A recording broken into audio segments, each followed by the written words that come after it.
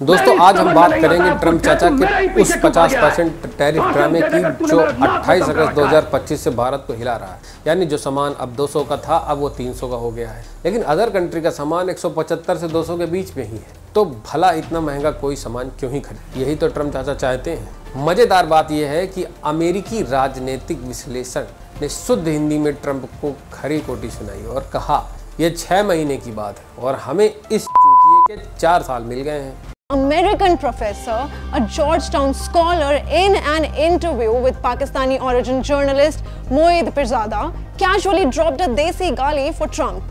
अब बीप का मतलब आप समझ गए होंगे। जब अमेरिका ही हिंदी में गाली देने लगे तो समझ लीजिए मामला कितना गंभीर है, क्योंकि शब्दों का मजा तो हिंदी में ही आता है। इतिहास गवाह है कि दबाव ने भारत को हमेशा मजबूत बनाया है। 1998 में परमाणु परीक्षण के बाद अमेरिका ने भारत पर कई प्रतिबंध लगा दिए थे, लेकिन भारत टेक्नोलॉजी और डिफेंस में खुद को और सशक्त कर लिया।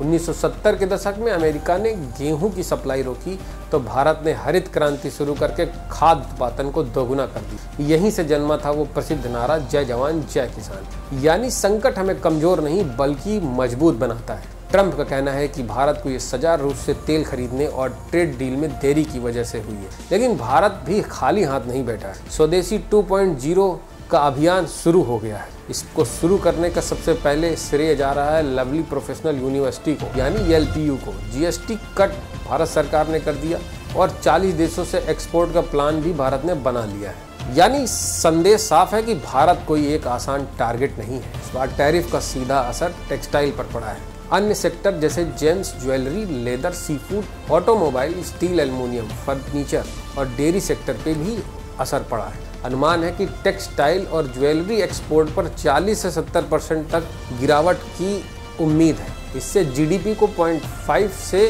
1% का झटका और बेरोजगारी में 7% तक बढ़ोतरी हो सकती है। हालांकि फार्मा, इलेक्ट्रॉनिक्स और पेट्रोलियम प्रोडक्ट इस टैरिफ से बचे हुए हैं, इसलिए हमारी दवाइयाँ और स्मार्टफोन अभी भी ग्लोबल मार्केट में मजबूती से खड़े रहेंगे। नुकसान भारत को है, लेकिन फायदा चाइना, बांग्लादेश, वियतनाम, तुर्की और श्रीलंका को मिल रहा है। इन देशों पर टैरिफ या तो बहुत कम है या जीरो है, इसलिए वे सस्ते सामान भेजकर अमेरिका की मार्केट पर कब्जा कर लेंगे और हमारा मार्केट शेयर जो है वो धीरे धीरे कम हो जाए। अब देखिए भारत का जवाब क्या है। स्वदेशी 2.0 पहला कदम, कोक और पेप्सी का बाइकॉट। छात्र नारे लगा रहे हैं कि भाई नींबू पानी पियो, मसाला चाय पियो, यही जिंदाबाद रहेगा, और जिंदाबाद था। दूसरा कदम, टेक्सटाइल पर GST 12% से घटाकर 5% तक कर दी गई।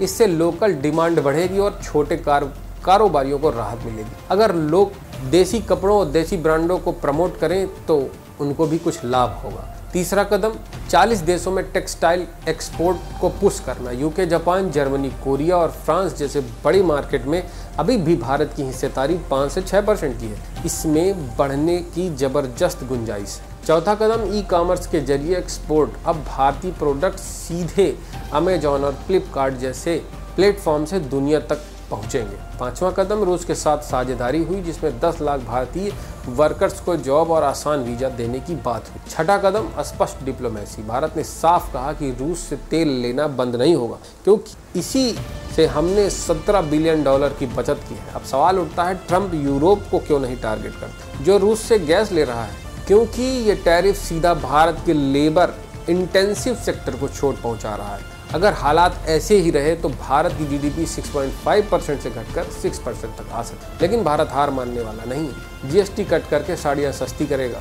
स्वदेशी 2.0 से कोक, पेप्सी, अमेरिकन जो भी ब्रांड हैं इनको डिमोरलाइज करके देसी ब्रांड को प्रमोट करेगा। रूस भारतीय वर्कर्स के लिए दरवाजे खोलेगा और ई-कॉमर्स से पूरी दुनिया हमारी पहुंच में आएगी। यानी शॉर्ट टर्म में हमें झटका जरूर लगेगा, लेकिन लॉन्ग टर्म में हम आत्मनिर्भर और भारत को मजबूत बनता देखेंगे। दोस्तों, ट्रम्प का टैरिफ ड्रामा चाहे जितना बड़ा हो, लेकिन हमारा स्वदेशी 2.0 और देसी स्वैग पूरी तरीके से इसे फ्लॉप कर देगा, क्योंकि हम जुगाड़ वाले। कमेंट में बताइए कि आखिर आपका योगदान क्या रहेगा। आप बाइकआउट करेंगे या देसी ब्रांड्स को प्रमोट करेंगे, क्योंकि बहुत बड़ा लेबर क्लास इस टेक्सटाइल मार्केट में काम कर रहा है। उसकी नौकरी पर बहुत बड़ा संकट है। एक भारतीय होने के नाते आपका फर्ज है कि आप इस पर ध्यान दें। अपनी राय कमेंट में जरूर बताएं।